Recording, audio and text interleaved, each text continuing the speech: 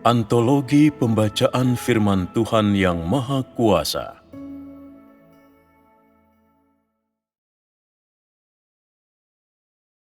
Misteri Inkarnasi 1. Sebelum melakukan pelayanannya, Yesus pun hanyalah seorang manusia biasa yang bertindak sesuai apapun yang Roh Kudus lakukan. Terlepas dari apakah ia menyadari identitasnya sendiri pada waktu itu, ia menaati semua yang berasal dari Tuhan. Roh Kudus tidak pernah mengungkapkan identitasnya sebelum pelayanannya dimulai. Hanya setelah ia memulai pelayanannya, maka ia menghapuskan peraturan dan hukum. Dan hanya setelah ia secara resmi memulai pelayanannya, maka semua perkataannya dipenuhi otoritas dan kuasa. Hanya setelah ia memulai pelayanannya, maka pekerjaannya untuk membukakan zaman yang baru pun dimulai. Sebelum ini, Roh Kudus tetap tersembunyi di dalam dirinya selama 29 tahun, dan selama masa itu, ia hanya merepresentasikan manusia dan tanpa identitas Tuhan. Pekerjaan Tuhan dimulai dengan dia bekerja dan melakukan pelayanannya.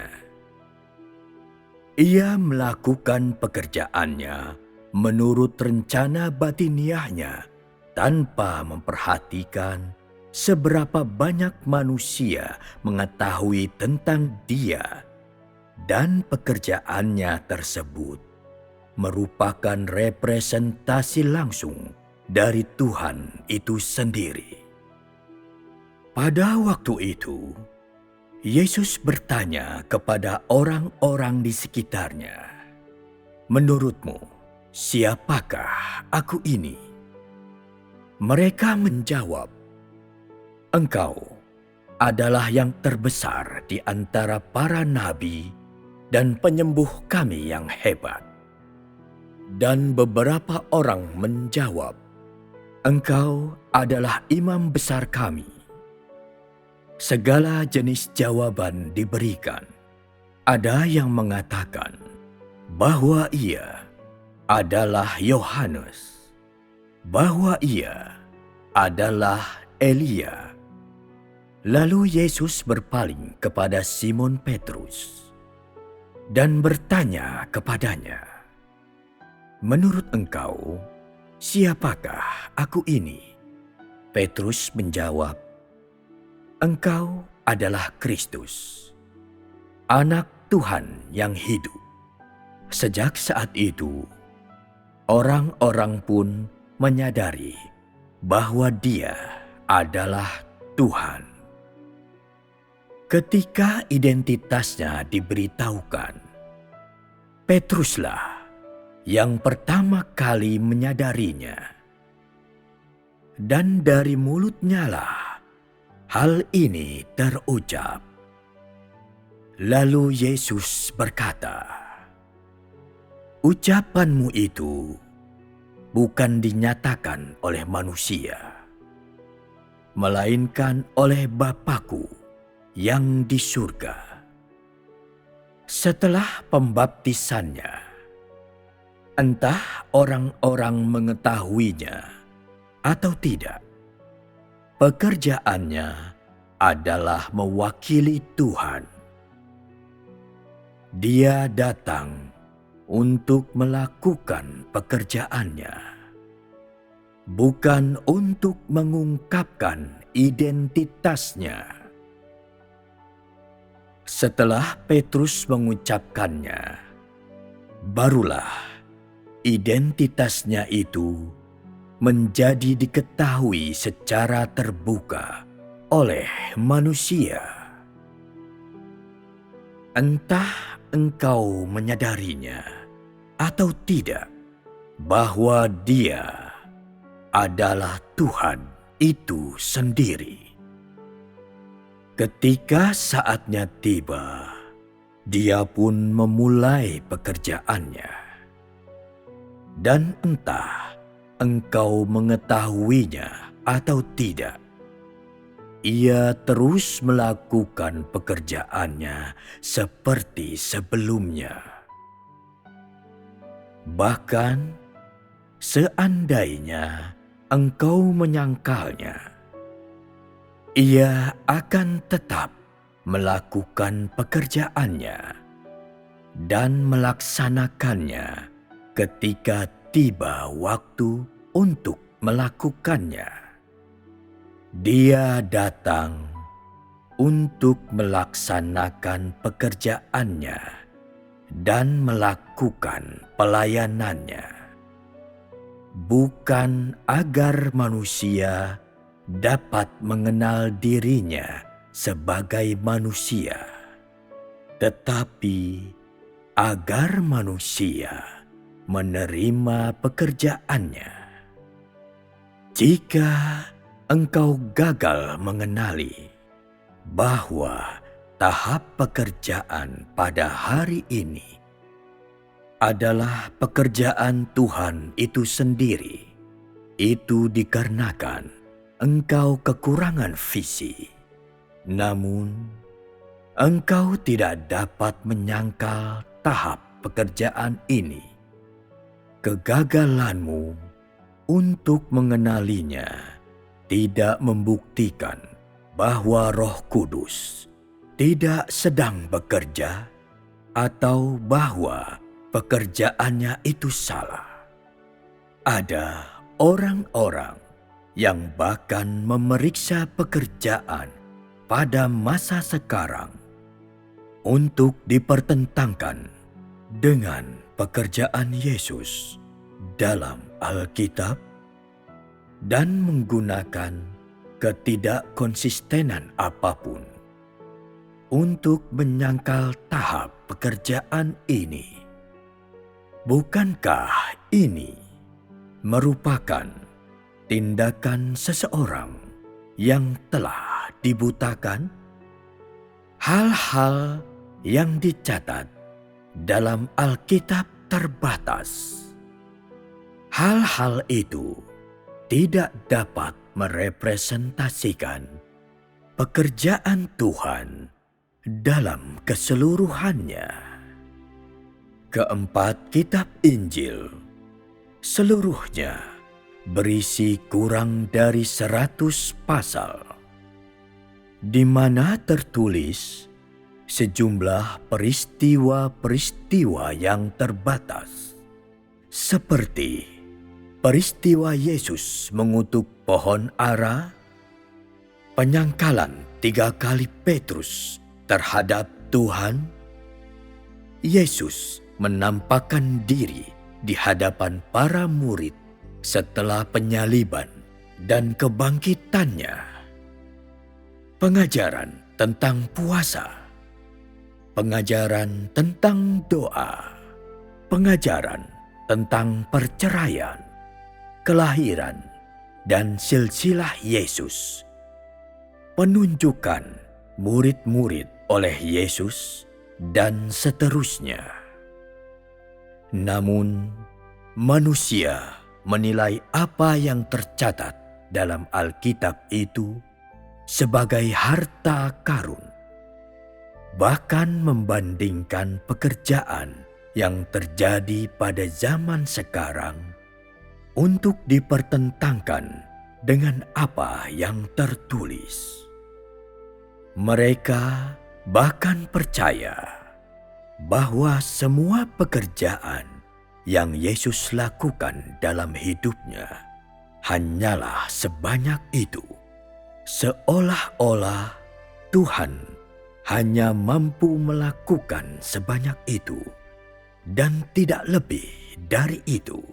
Bukankah ini konyol. Waktu yang Yesus miliki di bumi adalah 33,5 tahun. Yang artinya, ia hidup di bumi selama 33,5 tahun. Hanya 3,5 tahun dari waktu ini dihabiskan untuk melakukan pelayanannya. Selain dari waktu tersebut, ia semata-mata menjalani kehidupan manusia biasa. Pada mulanya, ia menghadiri ibadah di Bait Suci, dan di sana ia mendengarkan eksposisi kitab suci oleh para imam serta khotbah-khotbah yang disampaikan orang-orang. Ia memperoleh banyak pengetahuan tentang Alkitab. Ia tidak dilahirkan dengan memiliki semua pengetahuan semacam itu, dan hanya memperolehnya dengan membaca dan mendengarkan. Jelas dicatat dalam Alkitab bahwa ia melontarkan banyak pertanyaan kepada para guru di rumah ibadat pada usia 12 tahun. Apa sajakah nubuat para nabi zaman dahulu? Bagaimana dengan hukum Taurat Musa? Bagaimana dengan Perjanjian Lama? Dan bagaimana tentang manusia yang melayani Tuhan dalam jubah imam di Bait Suci? Ia melontarkan banyak pertanyaan karena ia tidak memiliki pengetahuan, juga tidak memiliki pemahaman itu. Meskipun ia dikandung oleh Roh Kudus, ia dilahirkan sepenuhnya sebagai manusia biasa, terlepas dari karakteristik khusus tertentu yang ia miliki. Ia tetaplah manusia biasa. Hikmatnya terus bertumbuh sebanding dengan tingkat pertumbuhannya dan usianya. Dan ia melewati fase-fase kehidupan manusia biasa. Dalam bayangan manusia, Yesus tidak mengalami masa kanak-kanak dan tidak mengalami masa remaja. Ia mulai menjalani hidup sebagai laki-laki berusia 30 tahun. Begitu ia dilahirkan, dan ia disalibkan begitu selesai melakukan pekerjaannya. Ia mungkin tidak melewati fase-fase kehidupan manusia biasa. Ia tidak makan ataupun bergaul dengan manusia lainnya, dan tidak mudah bagi manusia untuk melihat dia meski hanya sekilas. Mungkin ia seorang berpenampilan berbeda yang terlihat menakutkan bagi orang-orang yang melihatnya, karena ia adalah Tuhan. Manusia percaya bahwa Tuhan yang datang dalam rupa manusia pastilah tidak hidup seperti manusia biasa. Mereka percaya bahwa ia pasti bersih, tidak perlu menggosok giginya ataupun membasuh wajahnya, karena ia seorang yang kudus. Bukankah ini murni gagasan manusia? Alkitab tidak mencatat kehidupan Yesus sebagai manusia. Hanya mencatat tentang pekerjaannya. Tetapi ini tidak membuktikan bahwa ia tidak memiliki kemanusiaan yang normal, atau ia tidak menjalani kehidupan manusia normal sebelum berusia 30 tahun. Ia memulai pekerjaannya secara resmi pada usia 29 tahun. Namun engkau tidak dapat mencoret seluruh kehidupannya sebagai manusia sebelum usia tersebut. Alkitab sekadar menghilangkan periode tersebut dalam catatannya. Karena itu, merupakan kehidupannya sebagai manusia biasa dan bukan merupakan periode pekerjaan ilahinya. Jadi tidak perlu periode tersebut dicatat.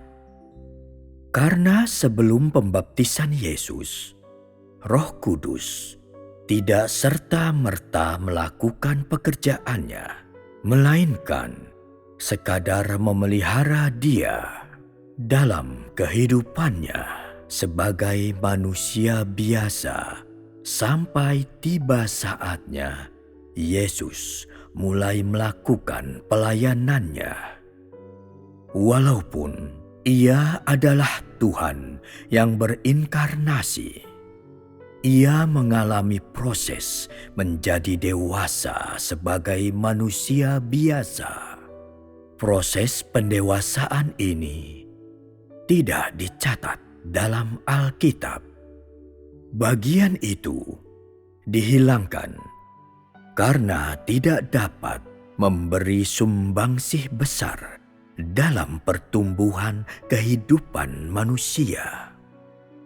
Periode sebelum pembaptisannya merupakan periode tersembunyi, sebuah periode di mana ia tidak melakukan tanda-tanda dan mukjizat.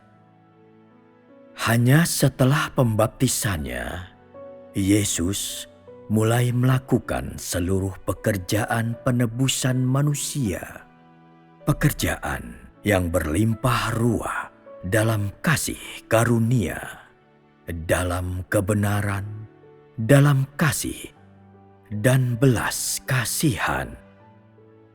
Awal pekerjaan ini juga tepat merupakan dimulainya zaman kasih karunia. Untuk alasan inilah, semua itu dicatat dan diwariskan ke masa kini. Semua itu adalah untuk membukakan sebuah jalan keluar dan membuahkan hasil bagi mereka di zaman kasih karunia untuk menapaki jalan zaman kasih karunia dan jalan salib. Meskipun semua itu keluar dari catatan yang dituliskan oleh manusia, semuanya merupakan fakta, kecuali bahwa di sana-sini kesalahan kecil dapat ditemukan. Sekalipun demikian, catatan-catatan ini tidak dapat dianggap tidak benar. Hal-hal tersebut sepenuhnya berdasarkan kenyataan. Hanya dalam menuliskannya, manusia melakukan kesalahan. Ada beberapa orang yang akan berpendapat bahwa jika Yesus adalah seorang dengan kemanusiaan yang biasa dan normal, bagaimana mungkin ia sanggup melakukan tanda-tanda dan mukjizat? Ke-40 hari pencobaan yang Yesus alami adalah sebuah tanda ajaib yang tidak mungkin dapat dicapai seorang manusia biasa. 40 hari pencobaan yang ia alami merupakan sifat dari pekerjaan Roh Kudus. Lalu bagaimana orang bisa mengatakan bahwa tidak ada sedikit pun hal supernatural dalam dirinya? Kemampuannya untuk melakukan tanda-tanda ajaib dan mukjizat tidak membuktikan bahwa ia adalah manusia yang transenden dan bukan manusia biasa. Hanya bahwa Roh Kudus bekerja di dalam diri manusia biasa seperti dialah, sehingga memungkinkan baginya untuk melakukan mukjizat dan melakukan pekerjaan yang bahkan lebih besar lagi.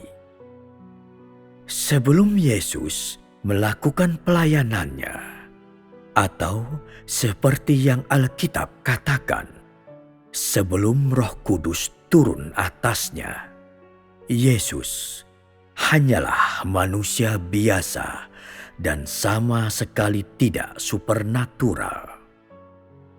Ketika Roh Kudus turun atasnya, yaitu ketika ia mulai melakukan pelayanannya, ia pun menjadi dipenuhi dengan hal-hal supernatural. Dengan demikian, manusia menganggap bahwa Tuhan yang berinkarnasi dalam daging tidak memiliki kemanusiaan yang normal. Dan terlebih dari itu, secara keliru berpikir bahwa Tuhan yang berinkarnasi tidak memiliki kemanusiaan. Tentu saja, ketika Tuhan datang ke dunia, pekerjaannya dan semua yang manusia lihat pada dirinya adalah supernatural. Apa yang engkau lihat dengan matamu dan yang engkau dengar dengan telingamu, semuanya supernatural. Karena pekerjaannya dan firman-Nya tak terpahami dan tak terjangkau oleh manusia. Jika sesuatu dari surga dibawa ke bumi, seperti apakah sesuatu itu selain supernatural? Ketika misteri kerajaan surga dibawa ke bumi, misteri yang tak terpahami dan tak terselami oleh manusia yang terlalu menakjubkan dan teramat dalam hikmat-Nya. Bukankah semua itu supernatural? Namun, engkau seharusnya tahu bahwa seberapapun supernatural itu, segala sesuatu dilakukannya dalam kemanusiaannya yang normal. Tuhan yang berinkarnasi dalam daging memiliki kemanusiaan dalam dirinya. Jika tidak, Dia bukanlah Tuhan yang berinkarnasi dalam daging. Yesus melakukan banyak mukjizat pada waktunya. Apa yang orang Israel lihat pada waktu itu penuh dengan hal-hal supernatural. Mereka melihat para malaikat dan utusan dan mendengar suara Yahweh. Bukankah semua itu supernatural?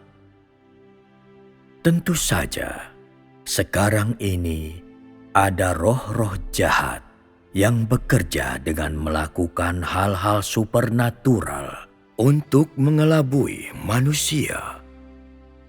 Itu semua hanyalah tiruan yang mereka lakukan dengan tujuan menipu manusia melalui pekerjaan yang sekarang ini tidak dilakukan oleh Roh Kudus. Banyak roh jahat meniru pekerjaan mukjizat dan penyembuhan orang sakit.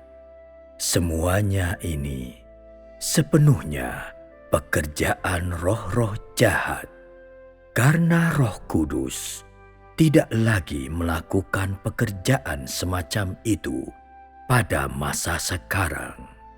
Dan semua yang meniru pekerjaan Roh Kudus dari sejak saat itu dan seterusnya, semua itu pastilah roh-roh jahat. Semua pekerjaan yang dilakukan di Israel pada waktu itu adalah pekerjaan yang bersifat supernatural.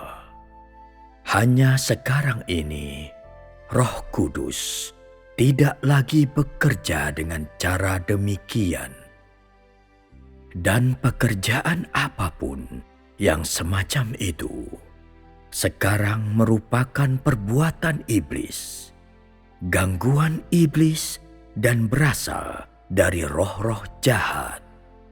Namun, engkau juga tidak bisa mengatakan bahwa apapun yang supernatural berasal dari roh-roh jahat. Ini tergantung pada zaman ketika pekerjaan Tuhan itu dilakukan. Pertimbangkan pekerjaan yang dilakukan oleh Tuhan yang berinkarnasi pada masa sekarang. Aspek apa dari pekerjaan itu yang tidak supernatural? Firman-Nya tak terpahami dan tak tercapai olehmu. Dan pekerjaan yang Ia lakukan tidak dapat dilakukan oleh seorang manusia pun. Apa yang Dia pahami tidak mungkin dapat dipahami manusia. Dan mengenai pengetahuannya, manusia tidak tahu dari mana itu berasal. Ada orang yang berkata, "Aku pun orang biasa, sama seperti dirimu. Tetapi mengapa aku tidak mengetahui apa yang engkau ketahui? Aku lebih tua dan lebih kaya dalam pengalaman. Tetapi mengapa engkau bisa mengetahui apa yang tidak aku ketahui?" Semua ini, sejauh berkaitan dengan manusia, merupakan sesuatu yang tidak mungkin terjangkau oleh manusia. Lalu ada orang-orang yang berkata, tidak seorang pun mengetahui pekerjaan yang dilakukan di Israel. Jadi mengapa engkau bisa mengetahuinya? Bahkan para ahli Alkitab pun tidak dapat memberi penjelasan. Bagaimana engkau bisa mengetahuinya? Bukankah semua ini hal-hal yang supernatural? Ia tidak menjumpai mukjizat apapun. Namun ia mengetahui semuanya, dan firman datang kepadanya dengan sangat mudah. Bukankah ini supernatural? Pekerjaannya melampaui apa yang dapat dicapai oleh daging. Pekerjaannya tidak dapat dicapai oleh pemikiran seorang manusia pun yang terbuat dari daging, dan sepenuhnya tak terpahami oleh pikiran dan nalar manusia. Meskipun ia belum pernah membaca Alkitab, ia memahami pekerjaan Tuhan di Israel. Dan meskipun ia berada di bumi tatkala berfirman, ia berfirman tentang misteri-misteri surga tingkat ketiga. Tatkala manusia membaca firman-Nya, perasaan ini mengalahkan dirinya. Bukankah ini bahasa dari surga tingkat ketiga? Bukankah ini semua adalah hal-hal yang melampaui apa yang dapat dicapai oleh seorang manusia biasa? Pada waktu itu, ketika Yesus menjalani puasa selama 40 hari, bukankah itu supernatural? Jika engkau mengatakan bahwa 40 hari berpuasa dalam hal apapun merupakan hal yang supernatural, merupakan tindakan roh-roh jahat, bukankah engkau sudah mengutuk Yesus? Sebelum melakukan pelayanannya, Yesus sama seperti seorang manusia biasa. Ia juga pergi ke sekolah. Jika tidak, bagaimana ia belajar membaca dan menulis? Ketika Tuhan menjadi manusia, Roh Kudus tersembunyi di dalam daging. Namun demikian, sebagai seorang manusia biasa, perlu baginya untuk mengalami proses pertumbuhan dan pendewasaan hanya setelah kemampuan kognitifnya menjadi matang dan ia mampu membedakan berbagai hal.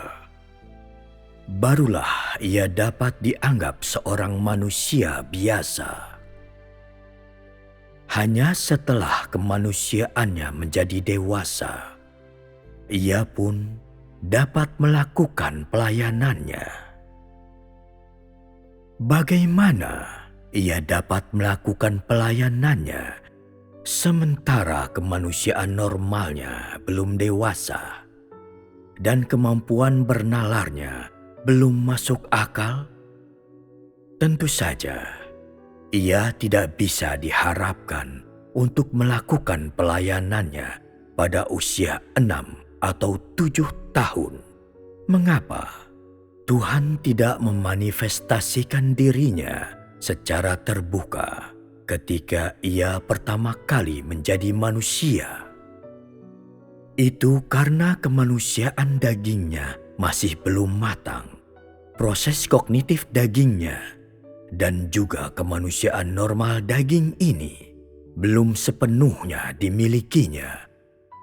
Untuk alasan inilah menjadi kebutuhan mutlak baginya untuk memiliki kemanusiaan yang normal dan akal sehat seorang manusia normal, sampai mencapai taraf di mana ia diperlengkapi secara memadai untuk melakukan pekerjaannya dalam daging sebelum ia dapat memulai pekerjaannya. Jika ia belum memadai untuk tugas tersebut, perlu baginya untuk terus bertumbuh dan menjadi dewasa. Seandainya Yesus mulai melakukan pekerjaannya pada usia 7 atau 8 tahun, bukankah manusia akan menganggapnya anak ajaib? Bukankah semua manusia akan menganggapnya seorang anak kecil? Siapa yang akan menganggapnya meyakinkan? Seorang anak berusia 7 atau 8 tahun yang tidak lebih tinggi dari podium tempat dia berdiri di belakangnya. Pantaskah dia untuk berkhotbah? Sebelum kemanusiaan normalnya menjadi dewasa, dia belum memadai untuk memenuhi tugas tersebut. Sejauh menyangkut kemanusiaannya yang belum matang, sebagian besar dari pekerjaan itu belumlah dapat dilakukannya.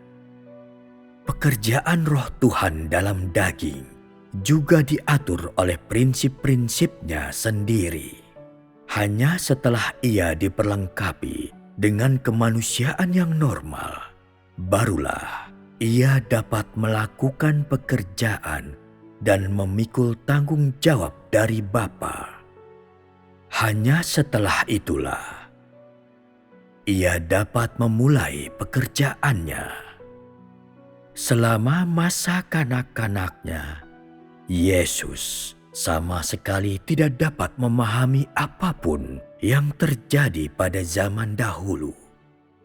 Dan hanya setelah ia bertanya kepada para guru di rumah ibadat, barulah ia memperoleh pemahaman tersebut.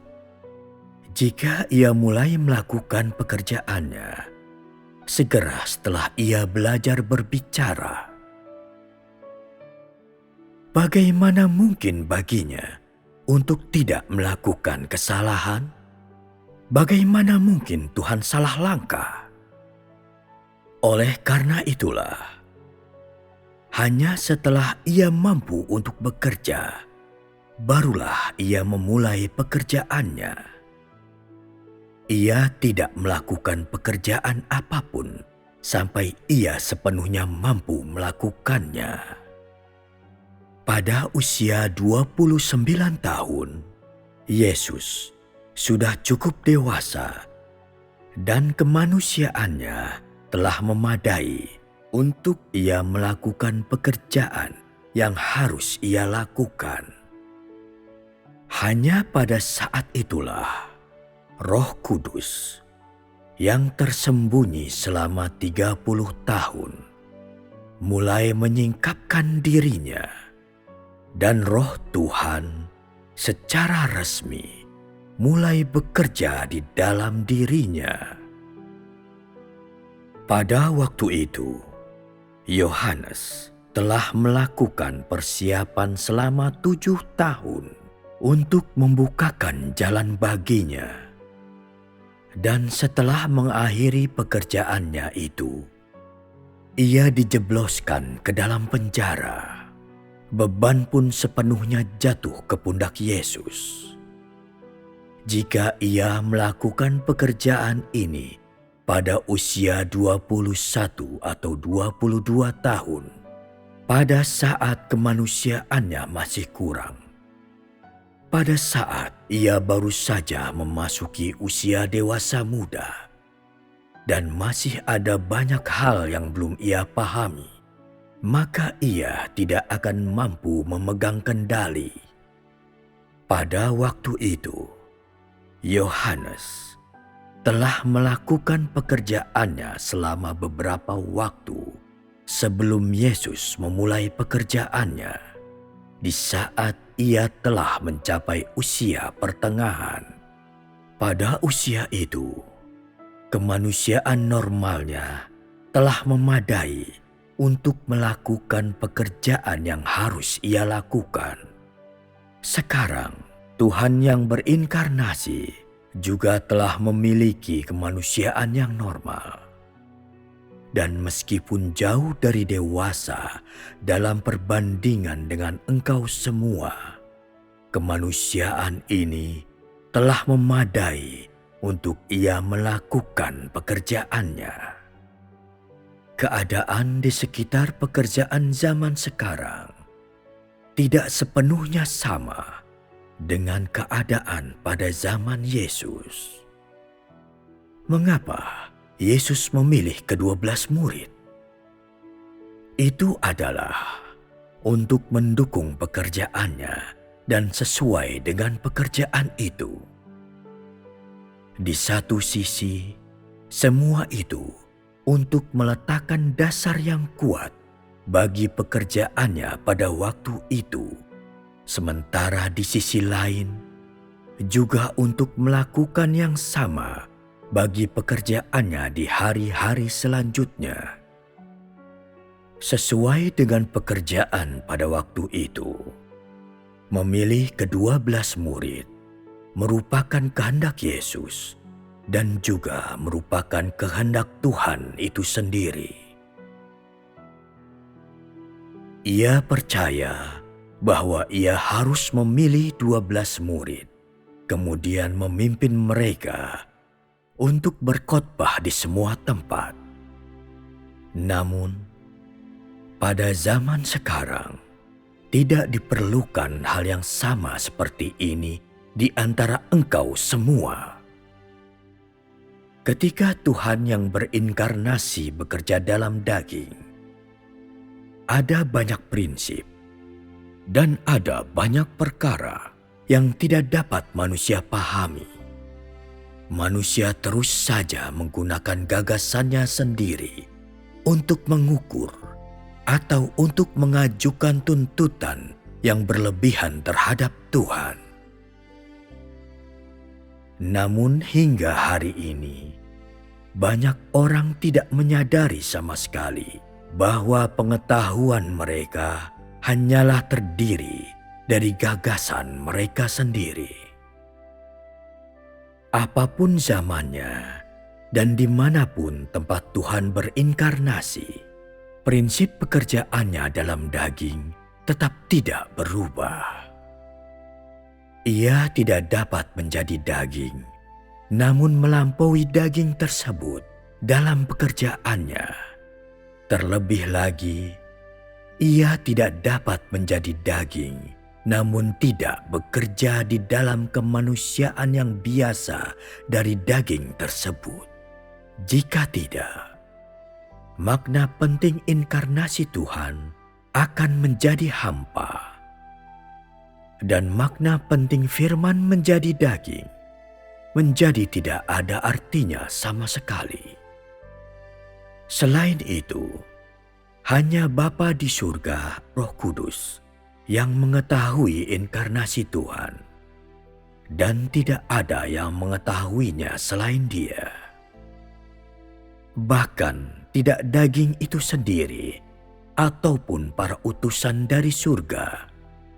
Oleh karena itu, pekerjaan Tuhan dalam daging bahkan lebih normal dan bahkan lebih mampu menunjukkan bahwa memang firman itu telah menjadi daging, dan daging berarti manusia yang normal dan biasa.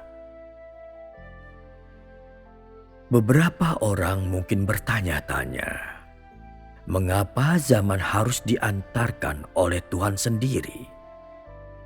Tidak dapatkah makhluk ciptaan melakukannya menggantikan dirinya? Engkau semua menyadari bahwa Tuhan menjadi manusia demi tujuan tegas mengantarkan sebuah zaman baru. Dan tentu saja, ketika Ia mengantarkan zaman yang baru, pada saat yang sama Ia pun telah mengakhiri zaman yang lama. Tuhan adalah yang awal dan yang akhir. Dia sendirilah yang menetapkan dimulainya pekerjaannya, dan oleh karenanya Dia sendirilah yang harus mengakhiri zaman sebelumnya. Itu membuktikan bahwa Ia mengalahkan iblis dan menaklukkan dunia. Setiap kali Ia sendiri bekerja di antara manusia, itu merupakan awal sebuah pertempuran baru. Tanpa dimulainya pekerjaan yang baru, tentu saja pekerjaan yang lama tidak akan diakhiri. Dan bila tidak ada akhir dari yang lama, ini membuktikan bahwa pertempuran melawan iblis belum berakhir. Hanya jika Tuhan sendiri datang dan melakukan pekerjaan baru di antara manusia, barulah manusia dapat sepenuhnya bebas dari wilayah kekuasaan iblis dan memperoleh hidup yang baru dan permulaan yang baru. Jika tidak, manusia akan selamanya hidup di zaman lampau dan selamanya hidup di bawah pengaruh lama si iblis.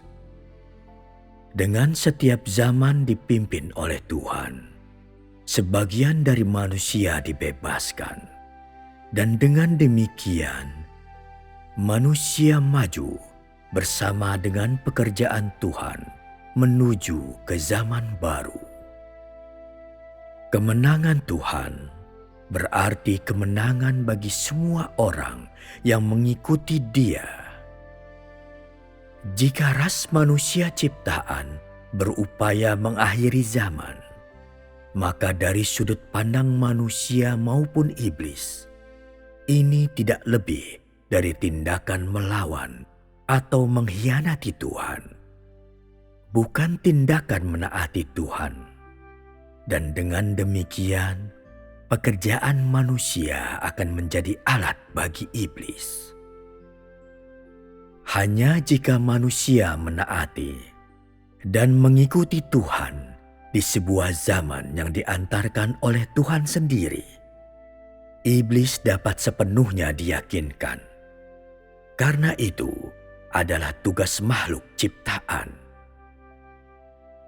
Jadi, aku katakan bahwa engkau semua hanya perlu mengikuti dan menaati, dan tidak ada hal lain yang dituntut darimu. Inilah yang dimaksud dengan masing-masing melakukan tugasnya dan masing-masing menjalankan fungsinya sendiri. Tuhan melakukan pekerjaannya sendiri dan tidak perlu bagi manusia untuk melakukan pekerjaan itu menggantikan Dia. Dan Dia pun tidak ikut serta dalam pekerjaan yang dikerjakan oleh makhluk ciptaan. Manusia melakukan tugasnya sendiri dan tidak ikut serta dalam pekerjaan Tuhan. Hanya inilah yang merupakan ketaatan sejati dan bukti kekalahan iblis. Setelah Tuhan sendiri selesai mengantarkan zaman baru, Ia sendiri tidak lagi turun untuk bekerja di tengah umat manusia. Hanya setelah itulah manusia secara resmi memasuki zaman baru untuk melakukan tugasnya dan melaksanakan misinya sebagai makhluk ciptaan. Ini adalah prinsip-prinsip yang mengatur pekerjaan yang tidak boleh dilanggar oleh siapapun. Hanya bekerja dengan cara seperti inilah yang paling wajar dan masuk akal.